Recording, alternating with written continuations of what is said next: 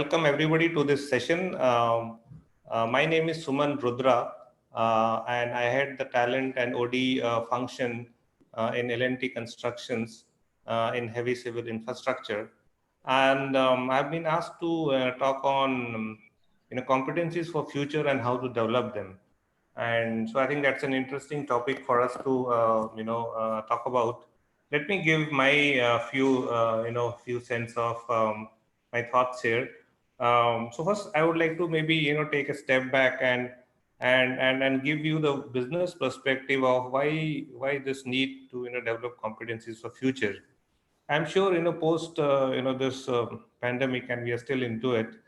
We all are aware of what are the critical skills and competencies which are needed by the business. So the business challenges are basically they want to improve operational excellence. I think that we all know.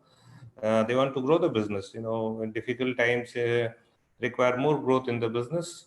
To execute business transformation, many of the businesses are going through radical transformation. The way the businesses are getting conducted. So that is the third one. The fourth, obviously, known to all of us, optimize cost. Okay, and fifth and final is innovation to succeed. So, having known some of these broad business challenges, which I think apply to most of the organizations we work for or we know, what are the critical skills that are needed? So I think here we have to see, the way the entire landscape of skill is changing.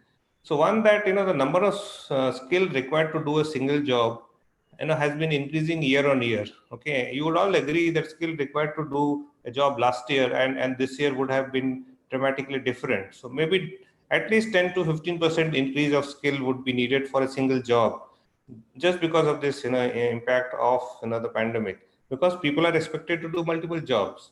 Secondly, skill redundancy. Things like the skills which are applicable say 3 years ago, maybe in 2017, they are not applicable now. Only maybe one third of them are applicable.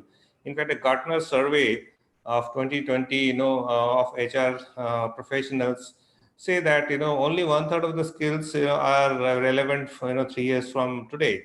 So this is like a thumb rule which is happening.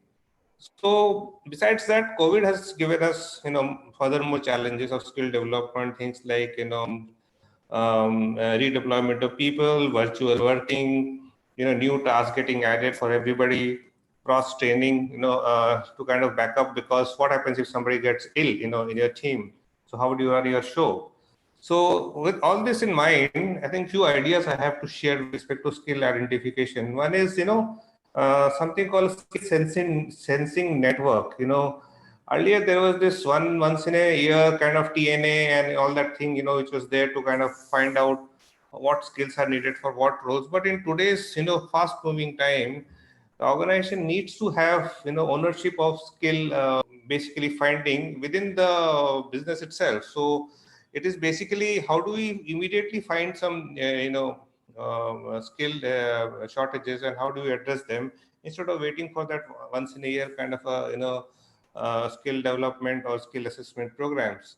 Secondly, skill accelerators. Basically, a lot of the skill has to be built from within the team. So what I'm trying to say, there would be subject matter expert SMEs within the organization. Existing resources are there which can help to build skills. So instead of looking, here and there, organization has to leverage on the existing resources within the company. And the third is skill transparency in application. So and it's a two-way street. So basically, how do we take the skill which is available and apply directly to the business? Okay. So I think this is two-way movement of the skill and the skill competency in an application to the business has to be smoothened and has to be provided a much, I think, better platform than which is today. So in brief, what I'm trying to say is that the skill learning opportunity has to be more broad-based and have to be more, I would say, democratized in today's time.